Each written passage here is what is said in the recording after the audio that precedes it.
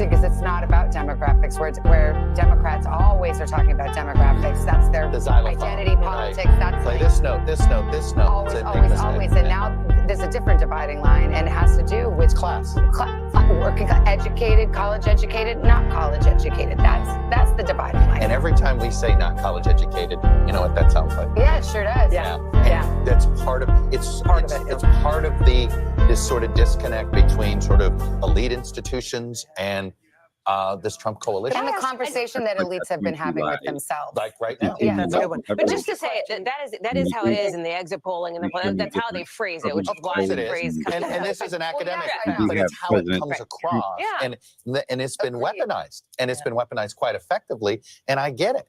I mean, you do what you're trying to explain and what somebody hears are two different. Let me ask you something that Sam said that surprised me, and maybe everybody knew this, but I was sleeping and woke up.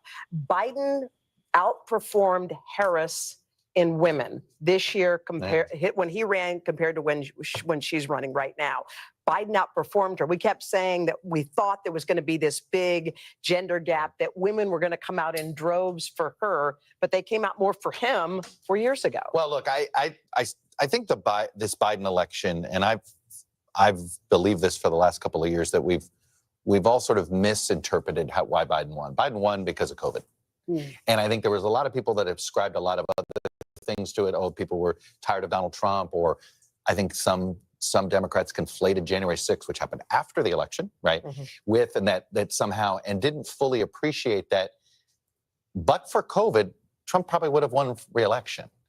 They did like him on the economy. They did like what he was doing on the border. And I think ignoring those two things for as long as they did in the Biden administration, I think put them in this hole. Well, it's also interesting, too, because Biden ran kind of, first of all, as a transitional figure. So people weren't expecting that he necessarily would run for a second term. But also, he had always been something of a centrist. But I mean, I don't think he governed that way right away. I mean, there was a sense that he was trying to do more than perhaps people had voted him into office to do. Yeah, more than people were comfortable with here. And what you saw for Kamala Harris here was this, when she took the top of the ticket, was a tack back toward the center. I heard, not to get too in the weeds on Tom Suozzi in New York and the immigration position, but he successfully was able to win a special election by tacking to the center on an issue that Republicans had owned, and clearly based on some of the exit polls here still do, by taking a more sort of border security, border safety position that the Harris campaign then in many ways adopted, right, and used that same kind of messaging when she would talk about this issue that was, while fourth on the list of top issues, was still important to a big slice of the electorate. Well, and big picture, more than 70% of the electorate feel as though the country's in the wrong track. And when Vice President Harris would get questions over and over again, how are you going to govern differently than President Biden? She said, I'm not going to be a continuation of the Biden presidency, but she rarely gave specific details. And so many voters, I think, were looking for some of those specifics to make their answer. Our exit polls, which came, the very first one that came out said that voters had told us their number one issue was the state of democracy. And we have talked about this a lot, and it's worth delving into. That is a phrase that means different things to different people. So for Democrats, state of democracy might mean, oh, it's January 6th, is Donald Trump going to be a dictator? For Republicans, it means my way of life is threatened. What my values are threatened. Both see an existential threat to their country and to the way that they live their lives. Well, and then when you look at that, what choice did we give voters? I always say that question, we gave them 5 choices. 4 of them were issues, and one is the state of the democracy. We told them, like, what was the most foreign policy, immigration, economy, and abortion, and then state of democracy. And so what they're really, we don't have the right punch, okay? But it is some sort of, it is the way of life. It is this idea where the left believes Trump's un-American and the right believes the left's un-American, right? This whole socialism, you're trying to take the country and totally change it. And these cultural issues. I mean, Trump ran this ad during every sporting event, talking about where Kamala Harris, a position that she took, transgender, paying for the reassignment surgeries for prison inmates, and they never answered that. And that ad ran on a loop. It's the culture wars, and it was on display. It has been effective in past elections. It was effective here. One Democratic lawmaker said, we need to have a reckoning. We need to reorient and rethink how we are connecting with voters. Chuck, the nap with Yeah. your name on it, my friend. I'm ready. Thank you very much. I think so. All I think right. so. With our name I on it. might have to I don't pick think football we get games from one. my friend, Mr. Kornheiser. But other than that, then I get to go to bed. All right, Chuck, thank See you you, so Chuck. much. All right. You're not off yet. Yeah. Well, when we come back, guys, we're going to turn our attention to the economy's impact on the election and the world's reaction to President-elect Trump's historic victory. We'll do it with Richard Engel and Christine Romans. They're joining right. A new day has dawned. The Detroit Lions are now on a path to become the kings of the championship jungle. Oh, we got the heavenly host Sunday night in Houston. Lions, Texans, Sunday night football.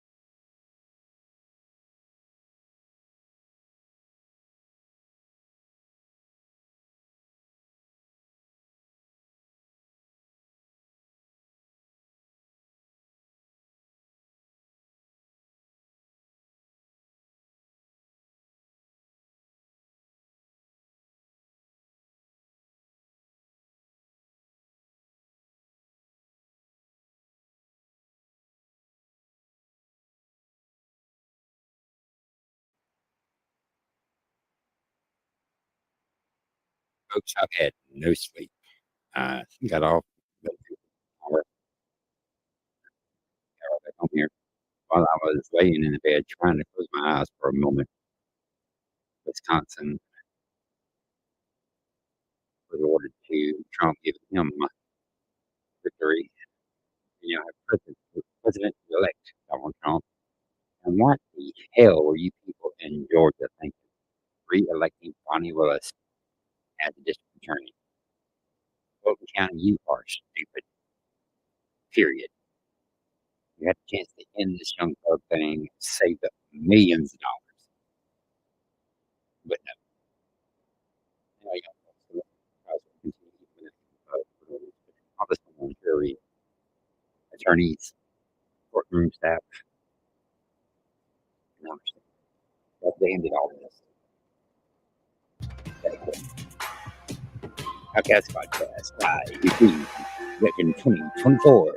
Nice to have you along with us, whether you're at home or on our plaza. We're just glad you're with us this morning. We are back, our ongoing coverage of the 2024 election. We now know Donald Trump will be returning to the White House. And when he does, he will be faced with a number of challenges all around the world. We've got the wars in the Middle East and Ukraine high on the list. NBC's chief foreign correspondent Richard Engel is here in Studio 1A. It's good to have you here in studio. Donald Trump was saying, and he said this at many campaign stops, I will end these wars quickly. Yeah, that's what he's been promising. That's what he said in his acceptance speech, that he's a man of peace, that he's going to bring calm and he's going to end the wars. He has these two active wars that he has to deal with right now. One in the Middle East, all across the Middle East. It started out in Gaza, then moved to Lebanon. It's involved Iran. That's an active war, and I think that war could get worse in the short or medium term. And if you look at what Prime Minister Netanyahu has said, he's falling over himself with excitement this morning. He's having a very good day. A lot of people wondered if Netanyahu was running out the clock, hoping there would be a Donald Trump victory. That's what a lot of people in Israel also believed that he was waiting, didn't want to sign some sort of ceasefire agreement, was waiting to have any kind of negotiations with the Biden administration, didn't want to have negotiation with the Biden administration, was pushing it off, hoping that this scenario was going to come true to potentially save his own his life. And he has a long-term policy. He's stated it very clearly what he wants to do to the Middle East. He's stated it in the UN. He believes that there needs to be more action against Iran in particular. So I think you're going to see Netanyahu very happy that his Middle East changing agenda could now have support in an old ally of his. Let's talk about Ukraine. President Zelensky put out a statement last night. One of the first statements. One of the first statements. He knows there's a new sheriff in town. Fawning statement. Yes, yes, it was a very friendly statement. And Donald Trump has said, I'll end the war in Ukraine in 24 hours, which Ukraine hawks and people who are concerned about its territorial sovereignty said, you end it in 24 hours if you're going to force Ukraine to give up territory. Yeah, I've met President Zelensky many times and interviewed him over half a dozen times. And I know that Zelensky and his inner circle are very concerned that when Trump says he's going to end the war in 24 hours, that when he calls President Zelensky the greatest salesman, he doesn't mean that as a compliment. He means that every time Zelensky came to the United States, he was able to sell the war in Ukraine and get billions of dollars in support, which is a pattern that President Trump has said that he wants to end. He's going to end the war. He's going to make it cheaper. That's all very good news if you're Vladimir Putin.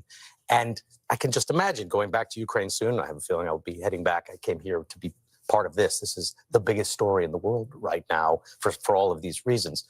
And seeing Ukrainian troops without enough ammunition, without enough support, pulling back and feeling very betrayed by the United States. So he's going to end wars, but we'll see. He's got these two wars and very different approaches between Israel and Ukraine. We just scratched the surface here, Richard, but we'll continue to cover it, of course. Thank you for being here. Good to have you. Absolutely. And here at home, of course, the economy was one of the big issues that drove voters to the polls, fueled by lingering concerns over those high prices, the battle against inflation. Let's bring in NBC senior business correspondent Christine Romans. Christine, good morning. Good morning. Look, the numbers might say inflation's back down to 2% or in a manageable. People aren't voting that way. No, in the mood of the country, it's very clear. They're sick and tired of higher prices. And really, it turns out in the light of the day after the election, it was really Donald Trump's election to lose on the issue of the economy. When we ask people, what your financial situation is compared with 4 years ago, an astonishing 45% said it is worse off. That is the highest number of worse off that we've seen in 5 election cycles, presidential election cycles. It's even worse than the Great Recession, which was a really damaging time for the overall American economy. The overall American economy right now is fine. This president inherits a solid U.S. economy, but still big unease about inflation. And then you ask about, in the last year, has inflation caused you and your family a severe hardship or a moderate hardship? 75% said yes. That is a huge, huge number. A lot of people are waking up this morning. We have a new president-elect, and they're looking at the stock market to see how does that look. It's looking pretty good this morning. It's booming. You already had stocks hitting record highs. You had stocks up 50% under Joe Biden. They were up 60-some% under Donald Trump, his first term. They're up big time right now. Look at the Dow Jones Industrial Average. 1,385 points is what is forecast to open higher here today. NASDAQ up big too. When you look at small cap stocks, these are small companies, those stocks are even doing better. The idea here is if Donald Trump has control over Congress, he would be able to slash regulations in a way that would allow a lot of these small companies to cut their costs and to make products or sell things much more cheaply. And so that is good for their investors. So investors this morning are cheering. You've got Tesla stock up. The idea that Donald Trump's not a big fan of EV subsidies and investments. So if he guts all of that, that's good for Elon Musk because he has the scale. He's the biggest player in town. So gutting some of those investments in the Inflation Reduction Act would be good, ironically, for the biggest EV maker. And Bitcoin cryptocurrencies are up big today, too. The idea there'd be less regulation there. Again, tariffs, less taxes, less regulation. That's been sort of the mantra of the Trump administration. We'll see what happens as we go forward. This is still just the morning after. And also, I will caution that the day after a big event, sometimes things are overdone in the stock market. The stock market goes up and then it can correct a little bit. But at least this morning, there are big moves in the dollar, in bonds, in just about everything. Again, just like Richard Engel said, this is the biggest story in the world right now in terms of money. Christine, thank you very much. Christine. We're back with much more on This Morning After the Election right after this.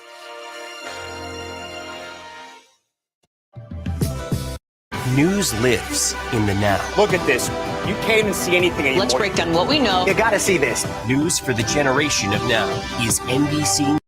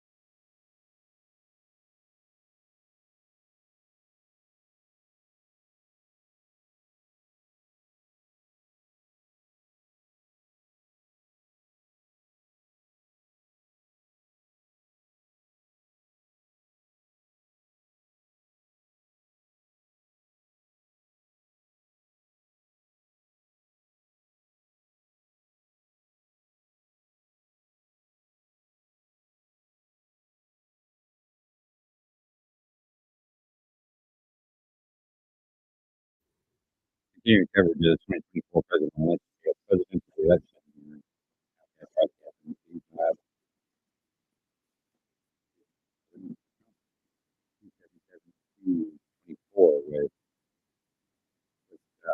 With Michigan,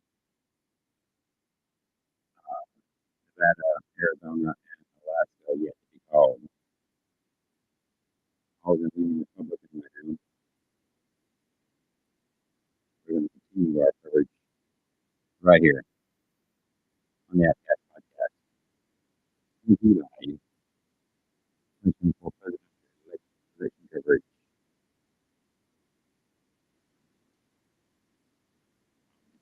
To NBC as we continue to watch coverage of the election.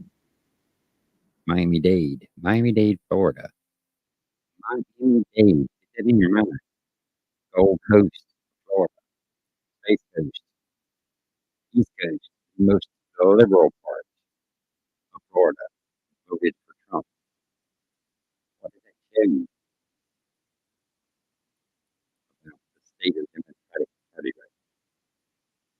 That Miami-Dade went for Trump. You ought to be all that we do about it. About 4 years now to get yourselves together. A strong presidential candidate. Trump can't run again. This is it. You don't have to worry about him after 4 years. You may not have to worry about him, in a year. You may just decide to, resign, retire, hand it over to a younger person, and go off into history. You'll have somebody there taking part in him no matter what. It's just, we have to sit and see what's going to happen. See where things go from there. We are back with Alex tracking a hurricane threat this morning. Good morning to you. Hey, good morning, guys, and good morning to you. Well, we've got Hurricane Rafael now, and as we watch this thing, it's currently 160 miles southeast of Havana, 100-mile-per-hour winds. It's moving northwest at a pretty good clip, 14 miles per hour. Right now, we've got tropical storm warnings for Key West, so we're watching that. Obviously, hurricane warnings for parts of Cuba right now. Category 2 storm. Now, here are the European models, and you can see they're basically, most of them move this whole thing off to the west. However, the American ensemble of models basically brings it somewhere between New Orleans and Houston. That's pretty much, I think, what we are looking at right now. The National Hurricane hurricane center path, keeps it as a Category 2 storm, and then eventually it weakens into a tropical system. And you can see the cone of uncertainty from New Orleans just to the east of Houston. We're going to be watching this 40-mile-per-hour winds. Unless there is some rapid intensification with this thing, it's just going to be a lot of rain, some wind, but hopefully not that big of an impact. Rest of the country for today, we are looking at record highs up and down the eastern seaboard. Again, we've got some moisture from Raphael making its way up into the southeast. There may be some flooding along this, also some showers along this cold front, especially heavier as you get down into Louisiana. Heavy snow developing in the Rockies today. First big winter storm, and very windy along the west coast. We're looking at sunshine and seasonal conditions, although temperatures actually out west anywhere from 10 to 20 degrees cooler than average, guys. Okay, cool. Well, I have a mother in Arizona. We'll be happy to hear that. Thank you very much. Thanks, Al. All right. Also, we got new numbers coming in just this morning as the nation wakes up with Donald Trump set to make his historic return to the White House. We'll dive into them with Steve Kornacki, and we'll have a look ahead. Vice President Harris expected to address the nation later today. Here's a check of your local news. NBC News election coverage across every platform.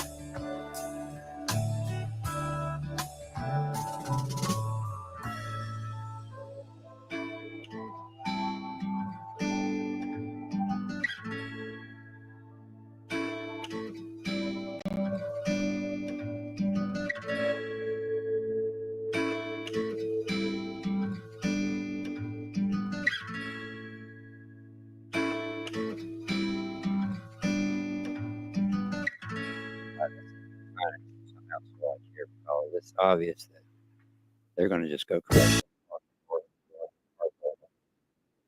and we got to find somebody else. I got to have somebody as continuous as possible here.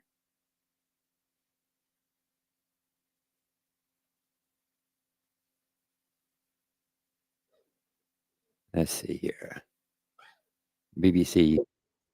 Oh, yeah, right. BBC. For a majority, and look at that, Republicans on 52 already.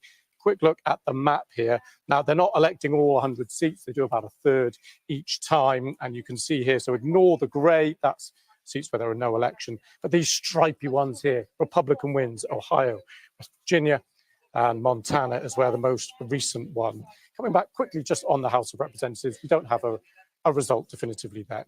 We need 218 for a majority, neither side on it. 203 for Republicans. They have made some gains. Donald Trump, you may remember in that speech, claimed that they have held on to the House of Representatives. We don't have that at the moment. We're going back to the presidency. One final cherry on the icing on the cake for Donald Trump. He's also won the popular vote, just a simple number of Americans who voted, 66 million or so for Kamala Harris, 71 million for Donald Trump.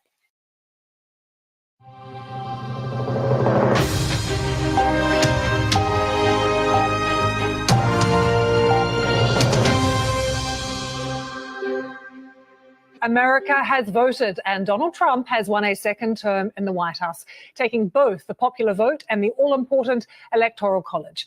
His Republican Party now controls the Senate, and while the full House results are not yet known, Mr. Trump said America had given him an unprecedented mandate.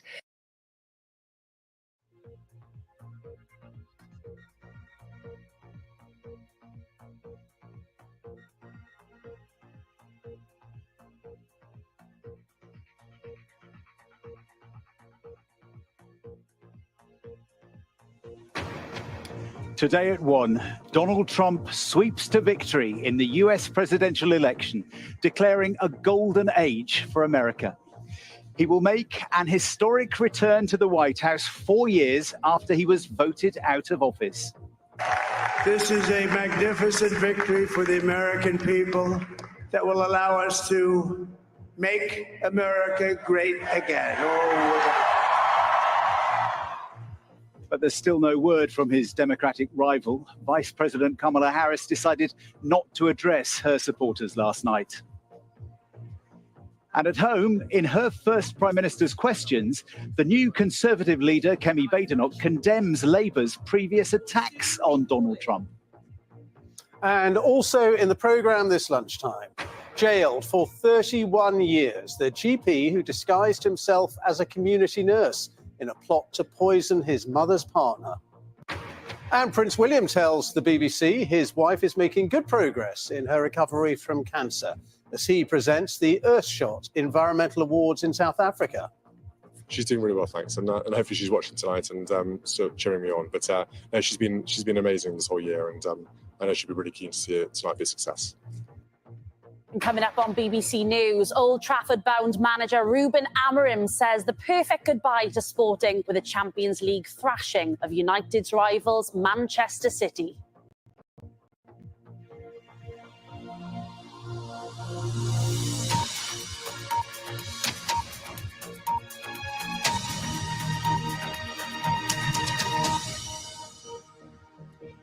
Good afternoon and welcome to the BBC News at 1, live from Washington, D.C. And it's breakfast time here in the US Capitol. America is waking up to the news that Donald Trump will be returning here to the White House. 4 years after he was voted out of office, the Republican candidate is celebrating an historic comeback and promising a new golden age for America. His rival, the Democratic candidate, Kamala Harris, is expected to address her supporters later. First, this lunchtime, our correspondent Jessica Parker has the story of the night. Donald Trump's re-entry onto the center stage of US politics is now complete. We overcame obstacles that nobody thought possible, and it is now clear that we've achieved the most incredible political thing. Look what happened. Is this crazy? 4 years after being ejected from the White House, he's on his way back in, to the jubilation of these crowds in Florida. But it's a political victory that our country has never seen before, nothing like this. I want to thank the American people for the extraordinary honor of being elected your 47th president and your 45th president. His running mate was among those invited to absorb the adulation. And I think that we just witnessed the greatest political comeback in the history of the United States of America. We are off to the races. We have our first poll closures. The countdown began overnight. At first, the results were predictable, but then swing states started falling to the Republican. Here we go. North Carolina projected for Donald Trump. One by one. And we are now in a position to project Georgia. By one. Project Pennsylvania for Donald Trump. Then the big call. Donald Trump will be the 47th president of the United States, winning what had been expected, of course, to be a razor-tight and historic race. Okay, I'm waving it. The Democratic candidate Kamala Harris met volunteers on election day, but on election night at her campaign watch party, there was no victory speech. She didn't even appear. We will continue overnight to fight to make sure that every vote is counted, that every voice has spoken. So you won't hear from the vice president tonight. This is the machinery of democracy in America, fed by the votes of millions, including in Erie, Pennsylvania, a swing county in a battleground state within a divided nation. Darlene, though, can't wait for a Donald Trump return. We don't need another 4 more years of high inflation, gas prices, lying, close the border, murder. America comes first. But others dread it. I don't want an autocrat. I don't want someone who is convicted of a felon to be the number one person in our political environment.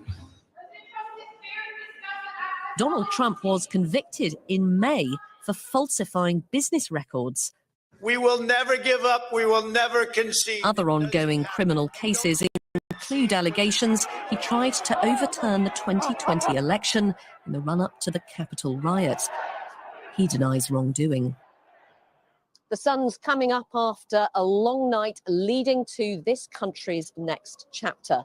For Donald Trump's critics, he's nothing less than an outright threat to democracy, someone totally unsuited to America's highest office. Even so, he tapped into many people's concerns about the economy and immigration, once again proving to be a divisive but effective campaigner. His road back to the White House has been dramatic, even dangerous. In July, Donald Trump survived an assassination attempt. With the COVID, with the same month, Joe Biden dropped out of the race for the Democrats after that disastrous debate performance. I accept your nomination to be president. Kamala Harris taking her boss's place as the candidate. Now the question for the Democrats, what went wrong? Where Kamala Harris went wrong is going to be a question that is, a huge amount of introspection for the Democratic Party. But I do think her decisions in the closing weeks of the campaign to focus very, very heavily on all the things she thought were wrong with Donald Trump and not as heavily on why she could rebuild the U.S. economy, that could be one area. This man's journey has enthused, appalled, and fascinated onlookers. But whatever feeling he inspires, this fact remains.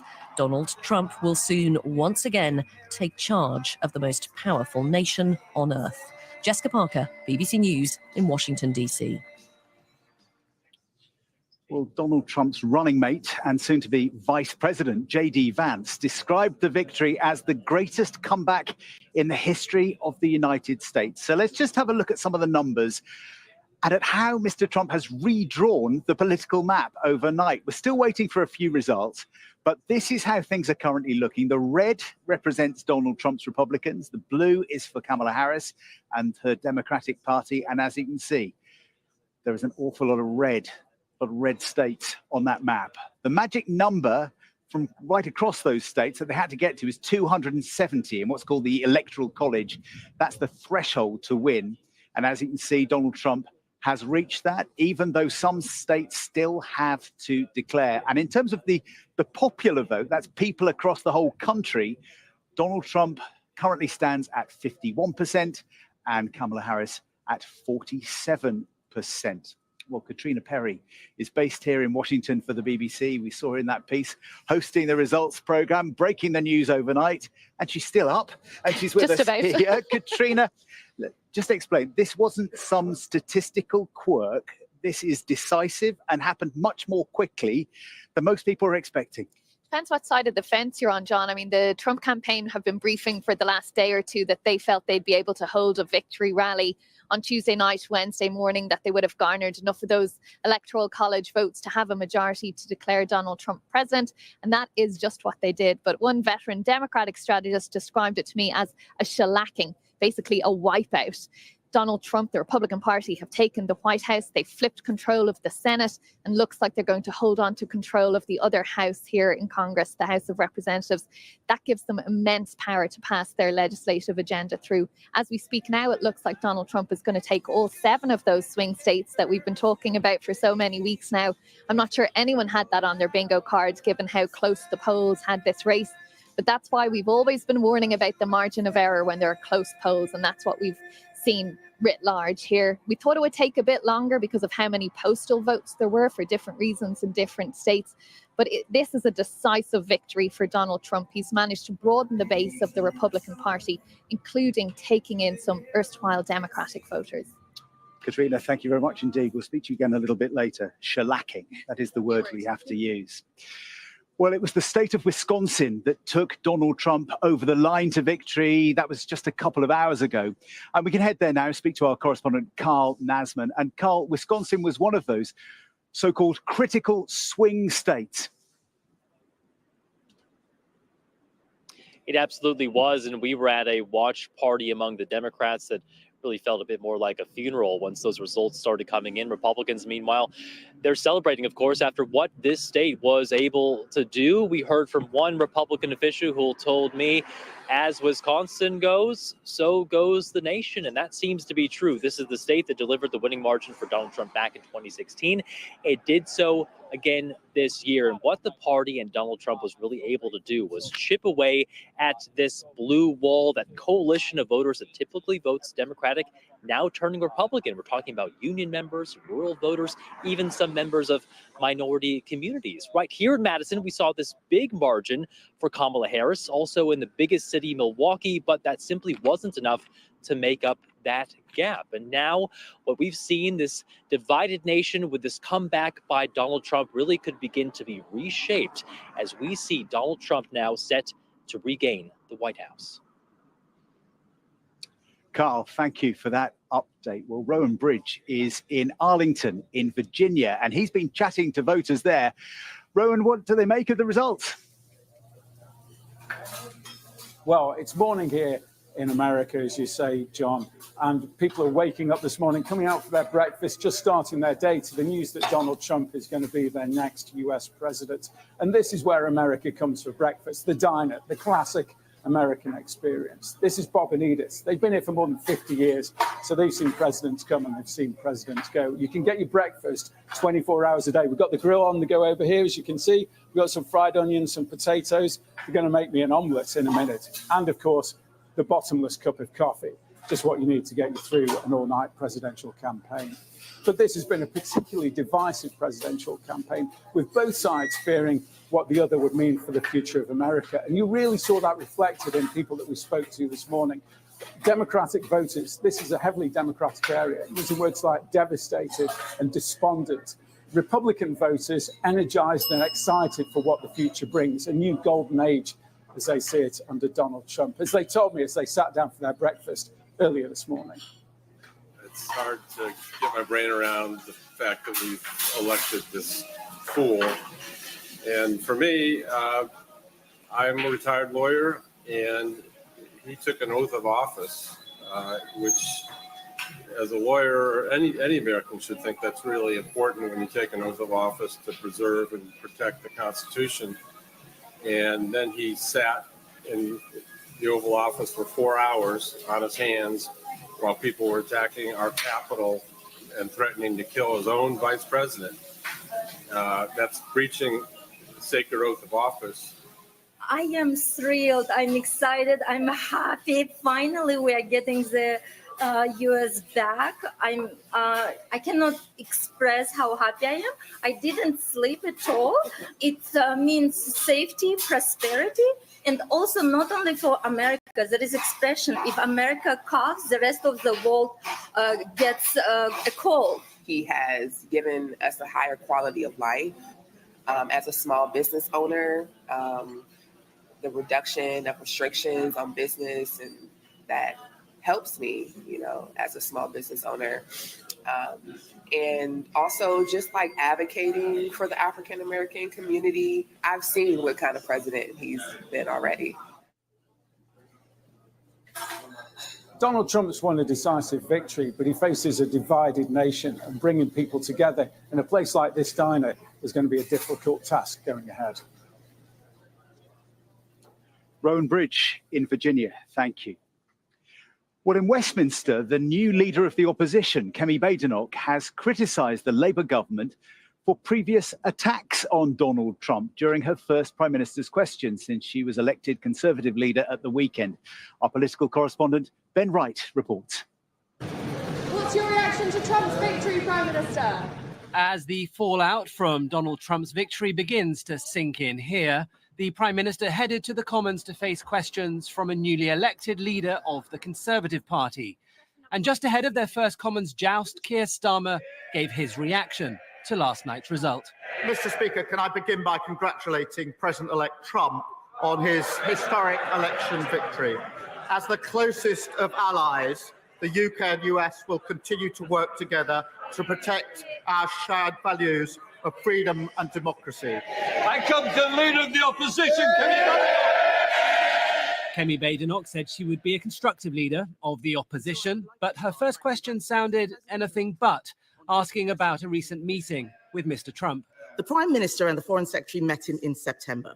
Did the Foreign Secretary take that opportunity to apologise for making derogatory and scatological references, including, and I quote, Trump is not only a woman-hating, neo-Nazi sympathising sociopath, he is also a profound threat to the international order. And if he did not apologise, will the Prime Minister do so now on his behalf? The Foreign Secretary and I did meet President-elect Trump just a few weeks ago for dinner for about a couple of hours, and we discussed a number of issues of global significance. It was a very constructive exercise.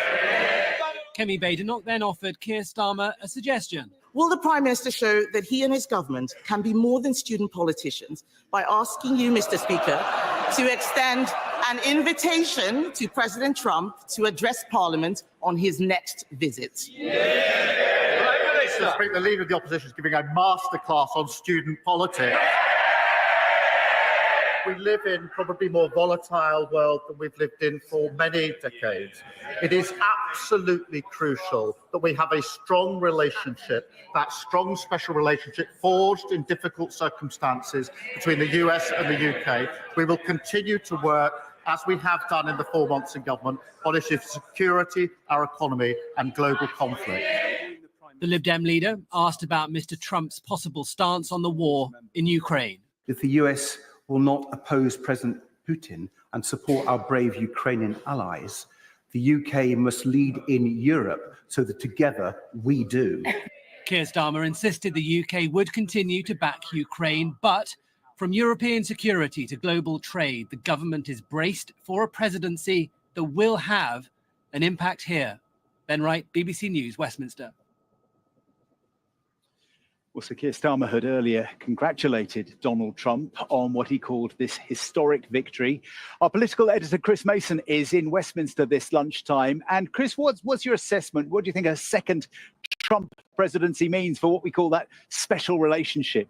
Yes, hello to you, John. I think a real sense on our programme today of how politics is being recast and remoulded, both here at home at Westminster with the arrival of Kemi Badenoch as Conservative leader, and then President-elect Trump on the international stage. You'll hear lots of references in the coming days to the quote-unquote special relationship. And yes, there are elements of that relationship between London and Washington that are long-standing and do transcend whoever happens to be Prime Minister and whoever happens to be President.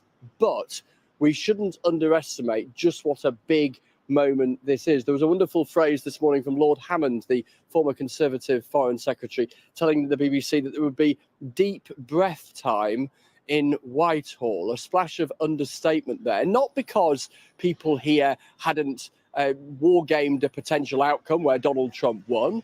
They had, but there can be a difference between a hypothetical and a reality, and there can be a difference between plans that are made and their contact with reality.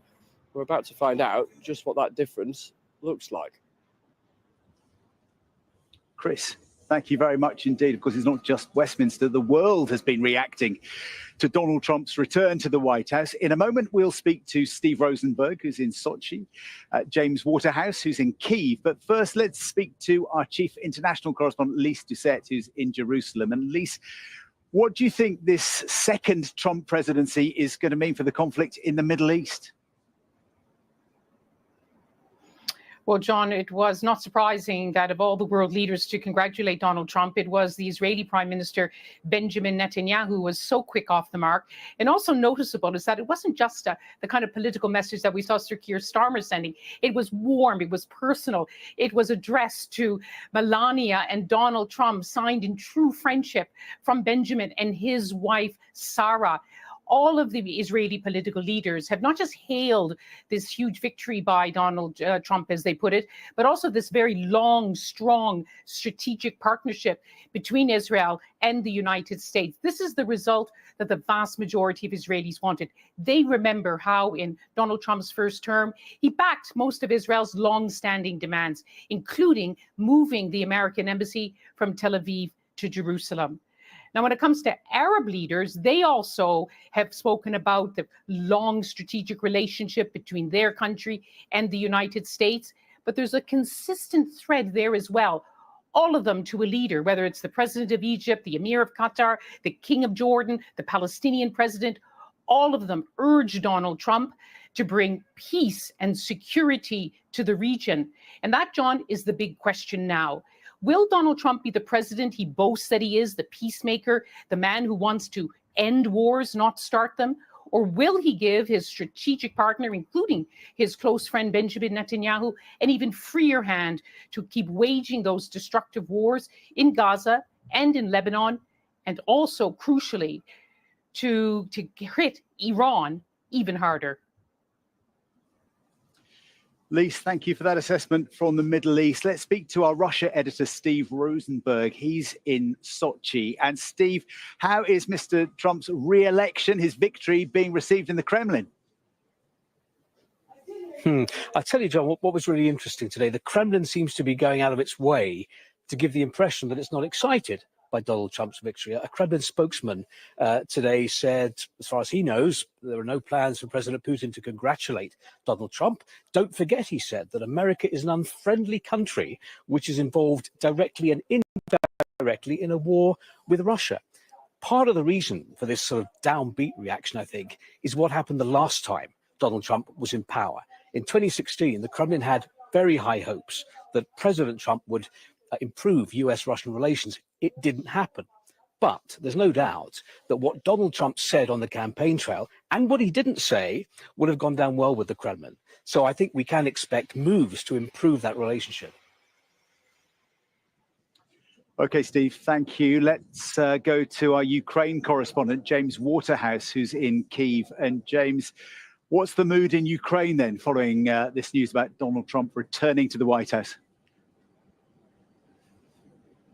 Well, hearing Stephen Lee's there, I think President Zelensky will both want to keep fighting this war, which entirely depends on help from the US, and he will be desperate to form some kind of functioning relationship with Donald Trump. Now, he was early to congratulate him as well. He described a great meeting they both had in New York, and he was trying to sell his country. He was describing the economic and political opportunities, a partnership between Donald Trump and himself, what that could provide. But these are incredibly uncertain times. American support has been laid out for the coming months by the outgoing Biden administration in terms of armored vehicles. But beyond that, we just don't know. If Donald Trump is turned down by Russia for any kind of peace negotiation, then he might step up support for Ukraine.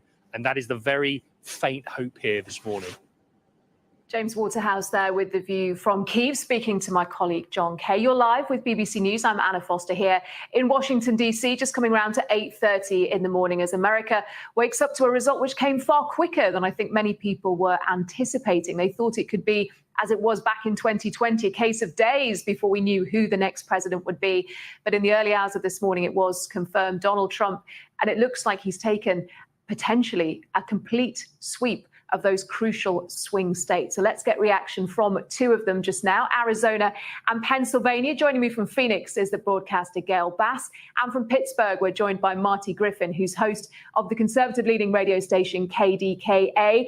Good morning to both of you, the morning after the night before.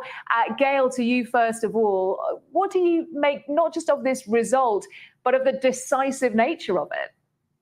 Well, you know, the last time that George W. Bush won a second time, the first time he didn't win the popular vote, the second time that he did, I think that there is a grievance culture in America where you have two sides. We are very divided. And the other side was not paying attention to the tea leaves because they're saying, you know, this is economic prosperity. Sorry. The wind just blew across my camera. So I think that people think that it's going to be a return to what they wanted the first time because we went through an economic crisis.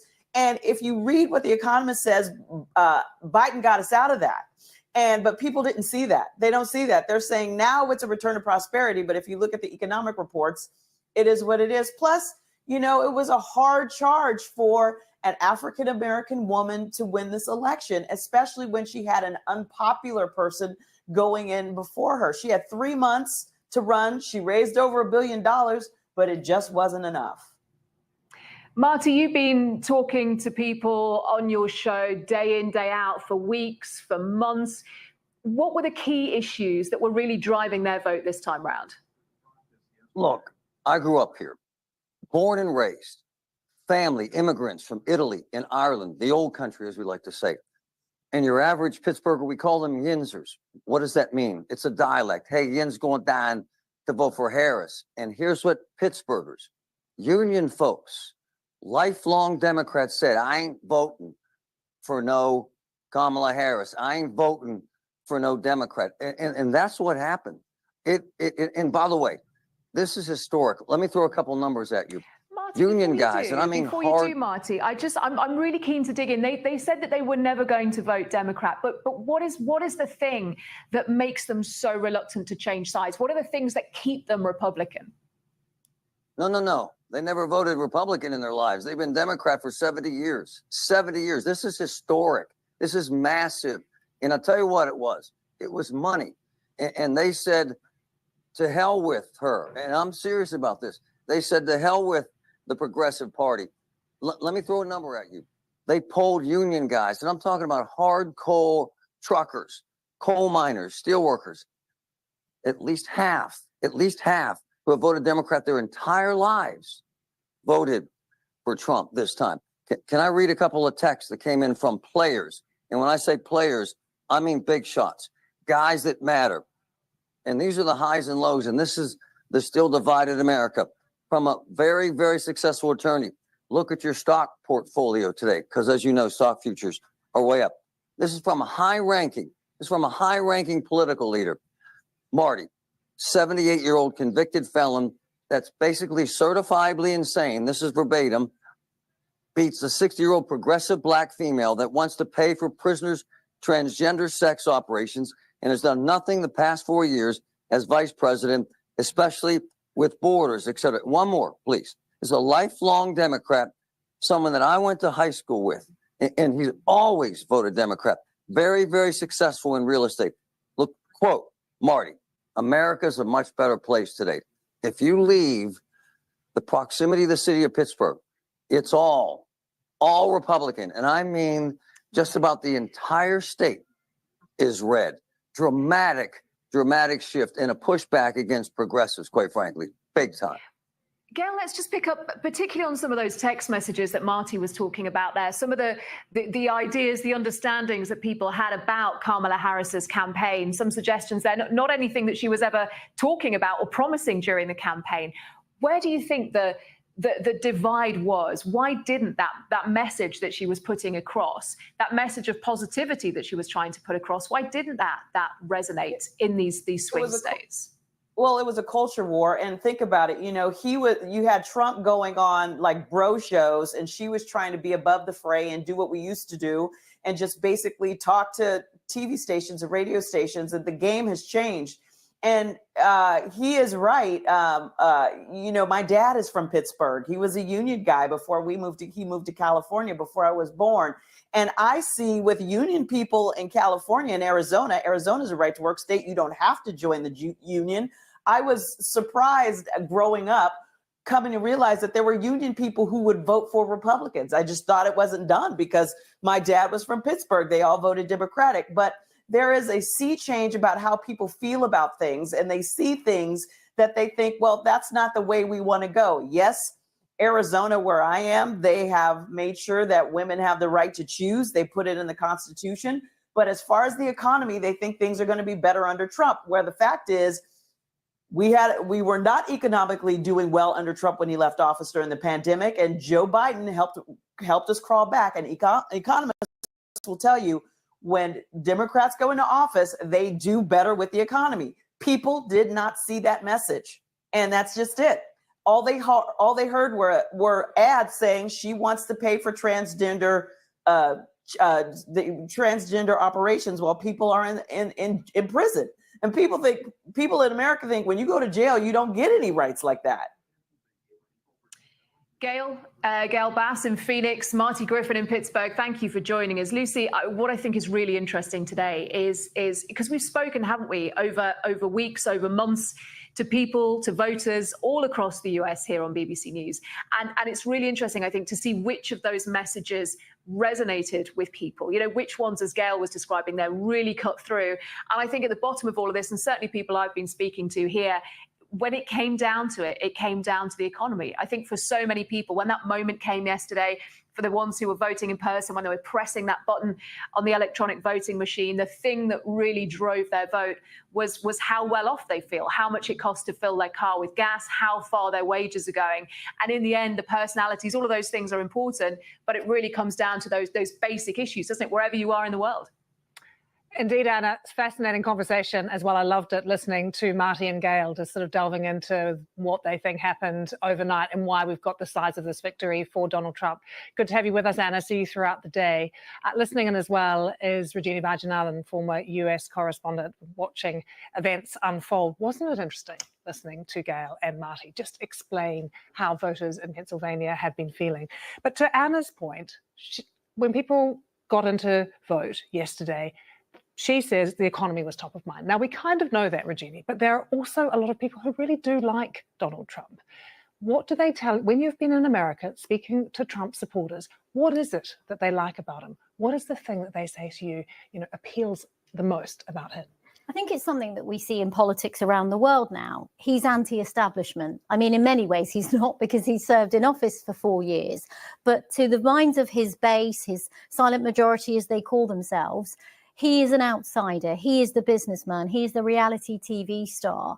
And in some ways, Kamala Harris, because she was pinned so much by her opponents, but also because she's still vice president, attached to the Biden administration, it was very hard for her. And you saw in interviews when she was asked the questions, how different are you going to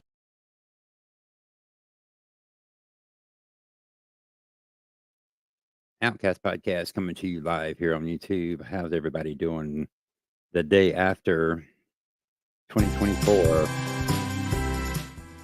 We have President-elect Donald J. Trump.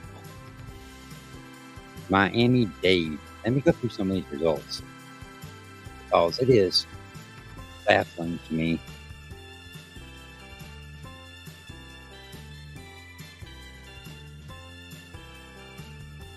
How they voted in Miami-Dade. I looked it up a little while ago because I couldn't believe it when somebody told me. And I was like, you got to be kidding me.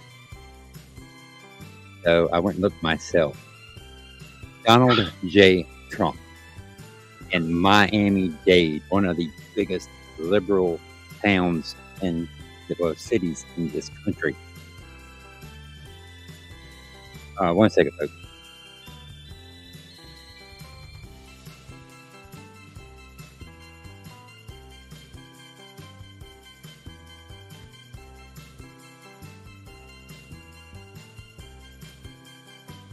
One of the biggest liberal cities in the country. 55%, 605,000 votes for Trump, 43.76%, 479,000 votes. Miami-Dade, Florida, voted for Donald Trump. It baffles me that he managed to win Miami-Dade. Baffling. All right, let's look at the Senate. The Senate, 52 Republican seats, 42 Democratic seats. That's 94. That's 6 seats still up for grabs. If the Republicans won all 6 seats, that would put them at 58, too shy of the 60 that they would need to get anything and everything through, so they don't have a chance at that. But they do have a lead in the Senate. The Democrats lost 3 seats. The House was 198 GOP, 180 Democrats. Looks like they're going to either retain control of the House or lose it. It looks like they made another call here somewhere because I'm seeing a different result. 279 there. That is not on the AP. I'm not sure who made that call, and that's just the British that called it. It's possible. I don't see anything different on their map. Oh, they got Alaska called for Trump on that one, and it's not called on this one. So that could be the issue. Hard to say. All right, but we're going to bring it back to BBC for a little bit. This is the Outcast Podcast coming to you live, YouTube, 2024 Election Day coverage. These counties outside all Donald Trump, plenty of people were watching these, and Kamala Harris was unable to improve on Joe Biden's showing in those areas, and indeed drop below in some, and that meant Donald Trump was able to win. Another quick example to dig into. I'm going to look now at what happened in Pennsylvania. Another county within it is Erie County. It's known as a bellwether county. So basically, it's always pretty close. Whatever way it actually decides to vote is usually the way the whole country votes. And here you can see that's what happened to Donald Trump taking it back in 2020. Joe Biden, the Democrats, took it before that, 2016, Donald Trump. So Erie County holding up its reputation as that bellwether state. Right, let's take a look at where we are in terms of the latest to not be actually certain on any results. Basically, you can see this sea of red. Okay, let's start with the 4 states that have been projected already as a Donald Trump win. We know about those. But these 3 here, we do not have projections yet, but you can see Donald Trump ahead in all of them. So let's look now at how through the night Donald Trump actually did it. Let's look at those 7 swing states that coming into this election basically looked like they could go either way. Well, pretty quickly, they started going Donald Trump's way. Let's start down here, North Carolina, Georgia. Kamala Harris at this point still in the race, but then came Pennsylvania. It's a crucial state because it's got 19 electoral college votes. That's the most out of any swing state. And now we have Donald Trump on 266. He basically just needs one more of these swing states. And that happened, as we mentioned, with Wisconsin. That took him over the line. That's basically the story of the night. But it wasn't just presidential elections taking place. Let's take a look at Congress, because clearly the president's power is greatly enhanced if Congress backs him, backs the laws and changes he wants to make, and isn't if it doesn't. So the Senate, you need a simple majority of 51 to be in control of the Senate. And look at that number, 52. Republicans have it already, with some seats still up for grabs. And let's take a look at the map. Now, only a third of seats in the Senate are up for grabs right now. So ignore the grey here. That's where no elections are taking place. But you can see the red stripes here, Ohio, West Virginia, Montana. These are wins for Republicans. That's taken them up to 52 so far.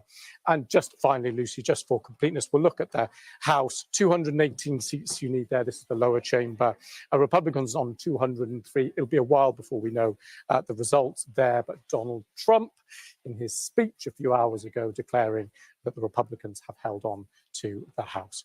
Whatever way you look at it, a very good evening for the president-elect, Donald Trump. Indeed. Lewis, thank you so much. He is the first former US president to face criminal charges. Donald Trump has, for much of 2024, faced 4 simultaneous prosecutions. And these are allegations that range from his attempt to cover up a hush money payment to porn star Stormy Daniels during his 2016 campaign, to his attempts to overturn his 2020 election defeat. Now, President-elect, what does this result mean for these legal cases? Well, let's speak now to Jason Tuchinski, who is a partner at Holzman Vogel and a Republican election lawyer. Jason, thank you so much for joining us. I've just been looking at some of the top Google searches from around the world following the result. And a lot of people are asking this question about the legal cases. So we'll get to that in a moment. But before we do, can I just get your reaction as a Republican to the result? I mean, the results are absolutely stunning. Given the pre-election polling, I think a lot of us thought we were going to be in a lot of post-election legal contests around the country, and it does not look like that's going to happen. It's been So it was peaceful pretty as stunning. well. We've had a result that was much quicker than people were expecting. So do you expect that to be the case? Because we had been painting a picture of these teams of lawyers in all the swing states ready to take some of this to court. That's just not going to happen. At least not at the presidential level. I mean, I have done a lot of work in elections, and person I was on a panel with a few years ago said, I'd like to repeat the election administrator's prayer, dear God, don't let this election be close. And it appears, at least at the presidential level, that this was not a close election. Okay, so what happens to these cases that are against Donald Trump at the moment? So the criminal cases by the federal government probably go away completely very quickly after he takes office.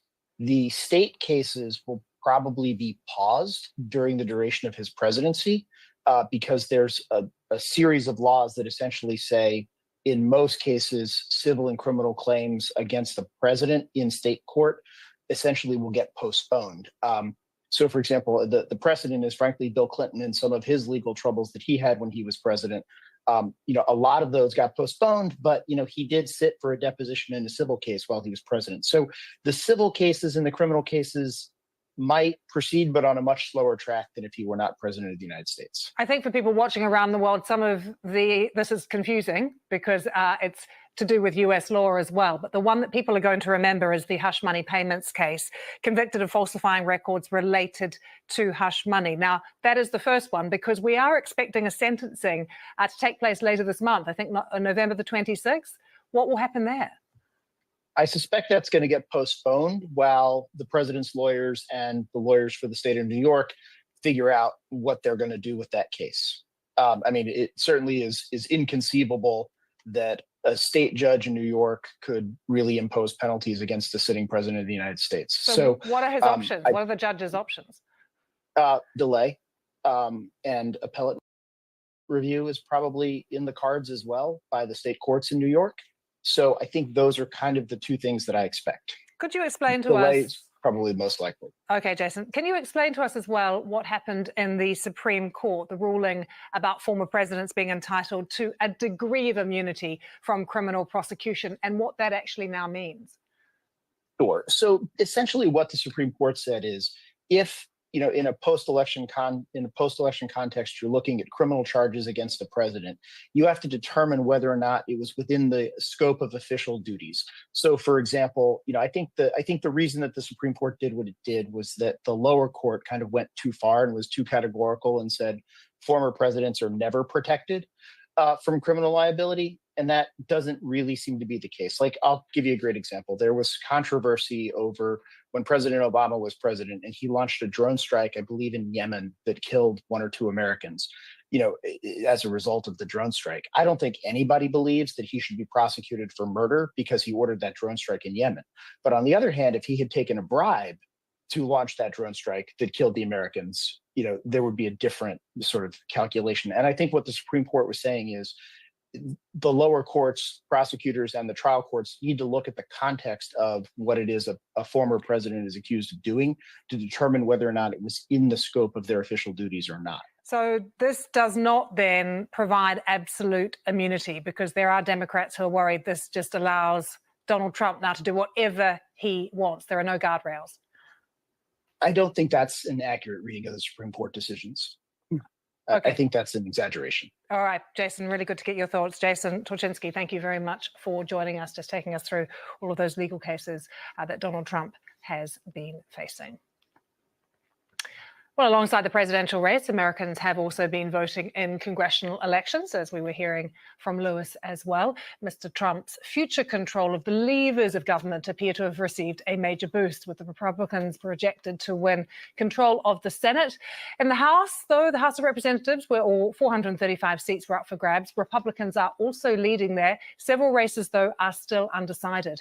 And if the Republicans do end up controlling the House, Senate, and the White House, it will grant Mr. Trump broad powers to pass laws. Regina is still with me. There's a lot here that needs explaining. So can you give us the basics then? Well, first of all, we talk about this being a real clean sweep for Donald Trump because he didn't just win the Electoral College, all those contests that Lewis was talking about in all of the different states to get past the 270 mark. He also won the popular vote. So the national vote across the country, he got the highest number of votes in that. He's also won the Senate, and at the moment it looks like he could win the House of Representatives. We don't know yet. Now, it's the Senate and the House of Representatives, which are the kind of two houses of Congress. They pass laws. So a law will start in the House of Representatives, a bit like the Houses of Parliament here in the UK, and then it will move on to the Senate. Now, they have got the Senate 51-40, so they haven't crossed the 60 mark, which, without wishing to go into the minutiae of what a filibuster is, makes it a lot easier for a party to pass policies. Because I think, Regina, what people want to know is, does this mean that all of Trump's policies are going to sail through now? It's going to be easy for him. It's going to pass be what he wants? easier without crossing the 60 mark. There'll still be an opportunity for challenges in the Senate. But yes, it does embolden him. It does make it a lot easier. And the entire victory does, in a way. You know, he, in many ways, has confounded what a lot of his critics thought he could do. He has a huge mandate, not just because he's likely to get both houses. I mean, as I say, let's see how the House goes, but also because he's got the popular vote. So in other elections, sometimes a president will will the Electoral College and his opponents will say, well, you didn't win the popular vote. So he can say that now, and it does give him a freer range to put in some of his policy agenda. Now, it's unclear what exactly he will go for, but there has been a document that a lot of people have been talking about, of course, Lucy, Project 2025, which was written by a number of his advisors. He says he's not going to bring that project into office, but if he does, at least draw on some of it, it's a very right-wing conservative agenda there. We haven't heard from Kamala Harris. I think there was a lot of disappointment we heard from her supporters that she told them to go home. I just wonder, Regina, what you think the timing will be of that today? What are the considerations that are being made at the moment about when she will appear and what she will say? I think there'll definitely be a lot of shock in her camp. We've heard from one of her co-chairs who told everyone to... Actually, I'm going to let you continue that thought, but let's have a listen to her co-chair speaking. I want to say good evening to all of the Harris campaign, the campaign family. Thank you for all that you have done. Thank you for being here. Thank you for believing in the promise of America. We still have votes to count. We still have states that have not been called yet. We will continue overnight to fight to make sure that every vote is counted, that every voice has spoken. So you won't hear from the vice president tonight, but you will hear from her tomorrow. She will be back here tomorrow to address not only the HU family, not only to address her supporters, but to address the nation. Yeah, it's going to be a tough moment for her. What do you think Democrats are feeling at the moment about her campaign, about the amount of time that she had to run, the fact that, you know, when Joe Biden stepped back, possibly didn't give her enough time, he should have done that earlier. What sort of things are Democrats feeling today about what's happened? I mean, Lucy, there's definitely going to be an inquest, because I think just a few days ago, there definitely was momentum in the Democratic campaign and a feeling that she could do it. I mean, she had a bit of a boost after the convention, after she was officially confirmed as the Democratic nominee. Then I think the feeling was that it really was close. But again, it goes back to 2016 as well. Did they get their polling wrong? Did they get their ground game wrong? They really did have a very strong get out the vote operation, particularly in states like Pennsylvania, where she needed to win to get a path to the White House. That the Democrats were much more organized, that their grassroots movement was a lot stronger than Donald Trump. They had more money at a grassroots level. Lots of questions there too. And I think one of the other things from watching her when she started after the convention, started kind of doing the media rounds, doing those rallies. And as I say, I went to one of her early rallies. One of the criticisms of her was that she wasn't giving enough interviews. And another criticism was that she wasn't clearly spelling out her policies. Now, her supporters said there was a double standard, and they would say, look, Donald Trump takes to a stage, he sometimes waffles and goes off on tangents, and it's not always clear what his policies are. But then he will articulate a policy with one phrase, and sort of nails them. It's what people remember. Exactly. And then it comes back to what we've talked about throughout this morning, which is that the economy was the number one concern. And I remember one of her first policy press conferences was about how she was going to eliminate price gouging in supermarkets and keep prices down, which is, of course, a really big concern, because even though some economists will say things are getting back on track when it comes to the US economy, people aren't feeling it. But she wasn't able to communicate that in a way that people understood. Well, that's certainly what a lot of people said, including her critics. So there was a disconnect somewhere. Now, was it partly because she just wasn't as au fait with the art of campaigning? Yes, she ran a primary a long time ago, but that wasn't in this season. And many will say, when they have this post-mortem in the Democratic Party, should Joe Biden have stepped aside a lot sooner and given her a better chance? And Virginia, I know you have some pretty close sources within the Harris camp. I do. And they've been messaging you. What have they Yeah, so I've interviewed her uncle before, and he just sent me a message just now. I asked him how he was feeling. He said he feels pretty down, not just for my niece's loss, but for the course of international laws and humanitarian concerns during the Trump presidency, and what he says is the irreparable damage that it may cause. I mean, you know, there will be a lot of people in America. We obviously have acknowledged the momentous moment this is for Donald Trump and for his supporters, and it's huge. But there will be many people who aren't just upset and disappointed that this wasn't a moment that a woman was finally elected in the United States, but also a woman of color. She's half South Asian and her father was Jamaican, so half Jamaican origin and half South Asian.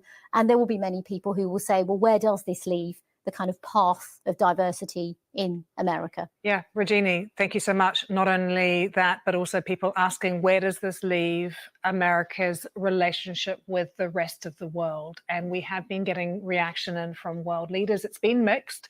There's been jubilation in Israel and other right-wing governments, tempered by some caution elsewhere. But lots of people are wondering what's going to happen with some of those conflicts that are happening in the world at the moment, the war in Ukraine being one of them, and the relationship that President Trump has had with President Putin. So let's bring you the views now of our Russia editor, Steve Rosenberg, who is in Sochi. Well, it feels like the Kremlin is going out of its way to give the impression that it's not excited at all by Donald Trump's victory. A Kremlin spokesman, Dmitry Peskov, said that, as far as he knows, Vladimir Putin has no plans to congratulate Donald Trump. He said America is an unfriendly country which is involved directly and indirectly in a war with Russia. Now, I think this pouring cold water onto the Trump victory is partly the result of what happened in the first Trump term, when the Kremlin had very high hopes that Donald Trump would improve US-Russian relations. It didn't work out. Having said that, there is no doubt that what Donald Trump said on the campaign trail will have been much appreciated by the Kremlin. He didn't criticize Vladimir Putin, unlike Kamala Harris, who called Vladimir Putin a murderous dictator. And he seemed to question the scale of US military assistance to Kiev. So that would have gone down well with the Kremlin. Certainly here in the mountains above Sochi at the political discussion club I'm at right now, political pundits, political scientists seem to be very happy that Donald Trump has won the election and looking forward to him coming back to the White House. One quite prominent political scientist with Kremlin connections told me that he thinks that under Donald Trump, the United States will retreat from its status as a global superpower. Steve Rosenberg there in Sochi. One other thing we'll be discussing in the coming hour here on BBC News is what's happening in terms of the markets, shares in US companies, and also the value of the dollar have spiked upwards as Donald Trump swept to victory. Also interesting, the value of the cryptocurrency Bitcoin also soaring to a new record, and shares in American banks jumping. So we'll keep across that for you as well. But first, let's remind ourselves about how this astonishing evening, this historic evening, played out in the United States.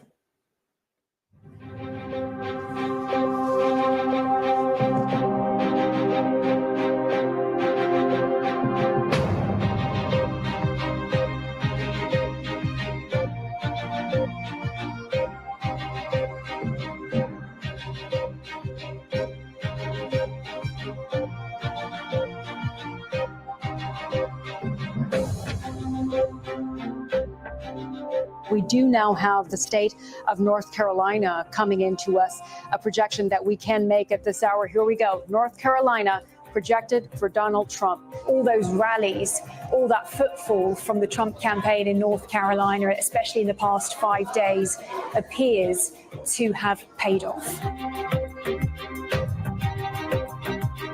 This is huge. This is the second swing state now that has been projected as a win for Donald Trump. This is Georgia, and it's 16 electoral votes. We will continue overnight to fight to make sure that every vote is counted, that every voice has spoken. So you won't hear from the vice president tonight. Major projection to bring to you now, a really, really huge one. We can project Pennsylvania for Donald Trump. We came in with high expectations, and once again, the polls were wrong. And I think that we just witnessed the greatest political comeback in the history of the United States of America. We're going to help our country heal. We're going to help our country heal. We have a country that needs help, and it needs help very badly. We're going to fix our borders. We're going to fix everything about our country. That projection coming to us from our CBS News partners. Donald Trump, America's 47th president.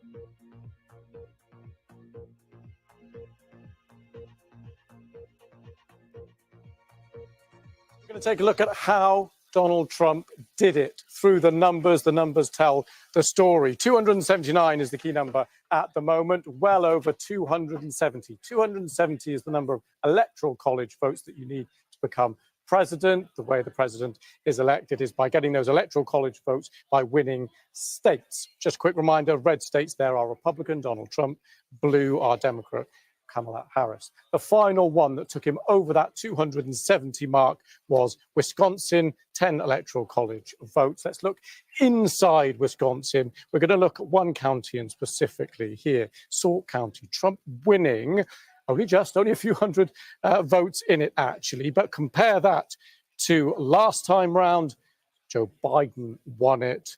Trump didn't. Flipping that over, told the story about how Donald Trump, now president-elect, did it. So how did the night pan out? You may remember before the election, people talking about those swing states. We had 7 swing states. Here, they're in grey. So go back to the beginning of the night. Donald Trump took North Carolina first, pretty quickly, Georgia afterwards. Kamala Harris, at this point, not out of it, but then came Pennsylvania. Absolutely crucial. 19 electoral college votes, nearly gets Donald Trump all the way just there. And then we had the final one, Wisconsin, which took him over the line. There are still some bits of grey here. We don't have the projected results for everything yet. Let's look at the latest. These 7 swing states, we were expecting them perhaps beforehand to be a mixture of blue and red. Whoosh, lots and lots of red, as you can see. The one with the ticks are the ones we've already had projections for. Trump projected to win. These are what we're still waiting on. And you can see Donald Trump ahead in all of them. Arizona, only 62% of the vote counted there. So park that one for the moment. Now, it's not just the presidential election that we've been following. Also elections for Congress. 2 houses, the Senate, House of Representatives. We'll come to the House of Representatives in just a moment. Senate, 100 seats, simple maths. You need 51 for a majority. And look at that, Republicans on 52 already. Quick look at the map here. Now, they're not electing all 100 seats. They do about a third each time. And you can see here, so ignore the grey. That's seats where there are no election. But these stripy ones here, Republican wins, Ohio, West Virginia, and Montana is where the most recent one. Coming back quickly just on the House of Representatives, we don't have a result definitively there. We need 218 for a majority, neither side on it. 203 for Republicans. They have made some gains. Donald Trump, you may remember in that speech, claimed that they have held on to the House of Representatives. We don't have that at the moment. But going back to the presidency, one final cherry on the icing on the cake for Donald Trump. He's also won the popular vote, just a simple number of Americans who voted, 66 million or so for Kamala Harris, 71 million for Donald Trump.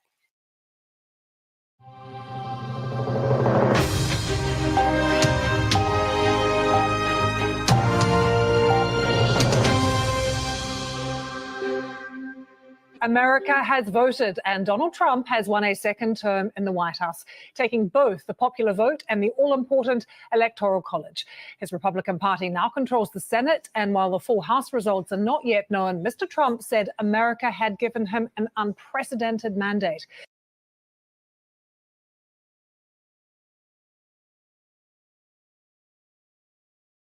Live from London, this is BBC News.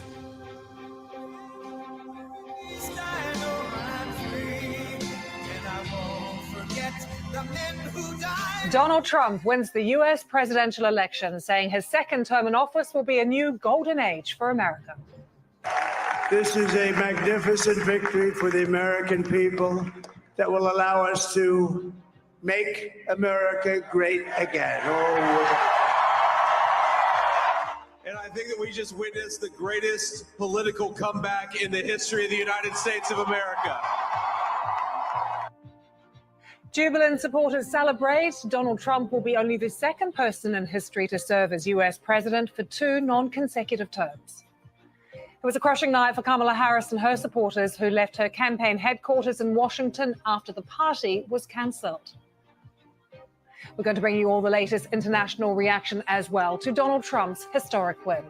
Plus, with the value of the world's biggest cryptocurrency markedly up, we're going to look at how the financial markets have responded to the result.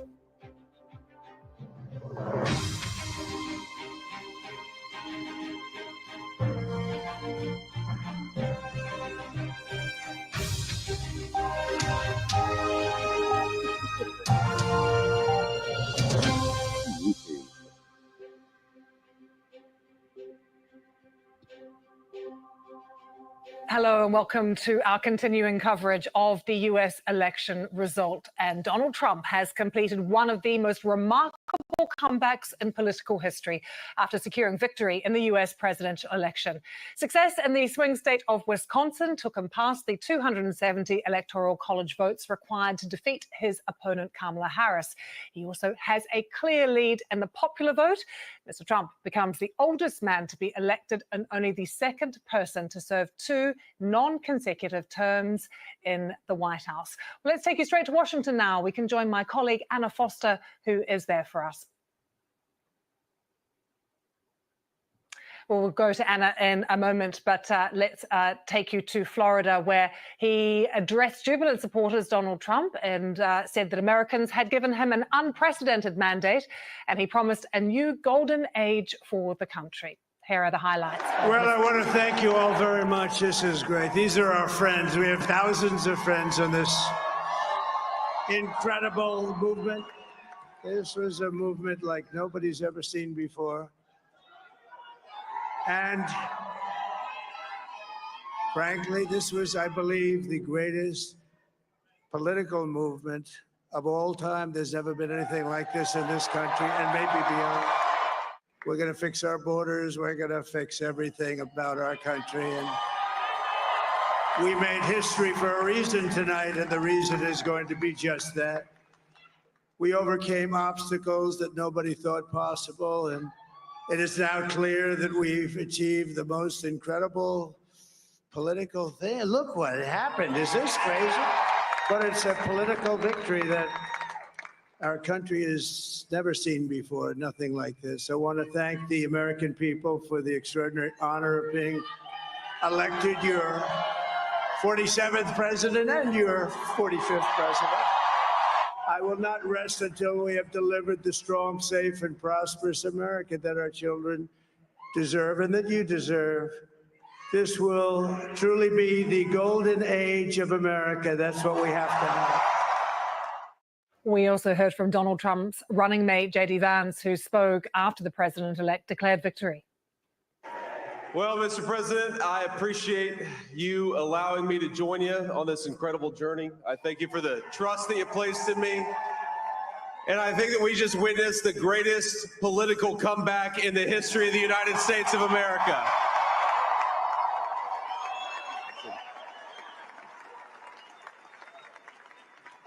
And under President Trump's leadership, we're never going to stop fighting for you, for your dreams, for the future of your children. And after the greatest political comeback in American history, we're going to lead the greatest economic comeback in American history under Donald Trump's leadership. We're going to be bringing you reaction from right across the US and around the world. So let's hear from Randy Richardville, who is a former Michigan State Senate Majority Leader, still waiting for a final result from that swing state. And we asked him when we could expect to get it. Well, the Michigan Secretary of State said it would probably be sometime late today, maybe even dribble into tomorrow. So, but I think the numbers are strong enough that it's been conceded that Michigan obviously has gone with Donald Trump for the second time. It was an interesting day because we changed the laws here in Michigan to allow people to vote for 9 consecutive days. So the polls were open, which made it so much easier for people to show up and vote. Now, there was some concern about the potential of fraud and those kinds of things, but the turnout yesterday with a beautiful 70+ degree day in November, a lot of people showed up, and some people didn't even make up their mind, I don't think, till yesterday. The unpredictability of Donald Trump's, sweeping these swing seats is surprising, to say the least. And the fact that he went out and won the national popular vote, I think, was surprising to a lot of people too. But he really has his work cut out for him, doesn't he? Because when you look at the base voters on the Republican Party, about 30% of the country is strong Republican, about 30% is strong Democrat. And so now you got that 40% in the middle. And we're such a polarized nation at this point that the real question of Donald Trump's leadership isn't so much whether he can lead or he can run the country from the White House. It's whether he can unite this country and in fact create a presence in the world where the rest of the world looks and says, we trust the United States, we trust Donald Trump, we think that he provides a strength for his allies. We've got trade deficits and other kinds of issues that are mostly economic in nature. But I think the world is taking a look and saying, is this the same Donald Trump that was elected 8 years ago, or is this a new person? And I think a lot of people decided, after the assassination attempt and the fact that he got up and fight, let's keep going. He rallied the troops, so to speak, and created a foundation, a strength in his base. Well, 8 years after his stunning upset of Hillary Clinton, 4 years after Joe Biden evicted him from the White House, the former president is about to return to power on the back of a victory that swept across the key early voting battleground states and improved on his electoral margins in much of America. He claimed what he called an unprecedented and powerful mandate to govern. Gary O'Donoghue looks now at how this extraordinary political comeback has come about. 4 years ago, Donald Trump left the White House without even attending Joe Biden's inauguration, his attempt to overturn the election having failed. But now he's back, making history as only the second president to win 2 non-consecutive terms in office. It was more than 9 years ago when Donald Trump entered the political fray, upending the Republican Party and winning its nomination for the 2016 presidential election, with, to many, shocking rhetoric that would become his trademark. They're bringing crime, they're rapists. But to the surprise of many, perhaps even the candidate himself, Donald Trump beat Hillary Clinton and at his inauguration continued with the same dark tone.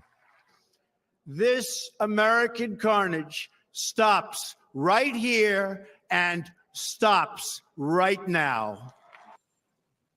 At home and abroad, his presidency was a controversial one. He battled with the courts over a Muslim travel ban, over separating migrants from their children at the border, and was investigated by a special counsel over Russian influence, something he called a witch hunt and a hoax. He also became only the 3rd president in history to be impeached over accusations of holding up military aid to Ukraine for his own political ends, though the Senate did not convict him. A booming economy was brought to a sudden standstill when the coronavirus pandemic hit in his final year in office. Vaccines were produced in record time, but still more than 1 million Americans died of COVID-19. Donald Trump himself was struck down by the virus, but recovered, returning to the White House and to fight for his re-election. But he refused to accept defeat erroneously claiming that the election had been stolen. And if you don't fight like hell, you're not going to have a country anymore. His supporters stormed the Capitol. The violence shocked America and the world. After the January the 6th riots, he became the only US president to have been impeached twice. Out of office, he survived scandals that would have ended most political careers. He faced multiple court cases, both criminal and civil, and was convicted of covering up hush money payments to a porn star. Running again, he steamrolled his Republican opponents The total initiative. and mocked Joe Biden during their debate over the president's performance. President Trump? I really don't know what he said at the end of that sentence. I don't think he knows what he said either. In July, Donald Trump came within inches of losing his life. A would-be assassin's bullet just grazed his ear, leading to a triumphant moment for the 45th president. Days later, he formally accepted the Republican nomination to take on Joe Biden, though before the week was out, President Biden had stood aside in favor of his vice president. Immediately, the personal attacks began, directed at her intelligence and her race. I didn't know she was black until a number of years ago when she happened to turn black. Kamala Harris and President Donald Trump are just moments. A debate did little to shift the momentum either way, and the two remained neck and neck in the polls right up to Election Day. Donald Trump has vowed to begin the biggest ever deportation of migrants in history. He's also promised to end the wars in Ukraine and the Middle East. He hasn't said how he will do either of these things. He's also said he'll take revenge on his political opponents. America and the world is in for some uncertain times. Gary O'Donoghue, BBC News, Washington. We can now take you live to Washington and join my colleague who is there, Anna Foster. Anna, you've been in Pennsylvania, you're now back in Washington, and I just wonder, as people are digesting this news, whether there is a sense of surprise at the timing of all of this, how quick it's been and how definitive it's been. I think you're absolutely right, Lucy. Even as recently as yesterday, election officials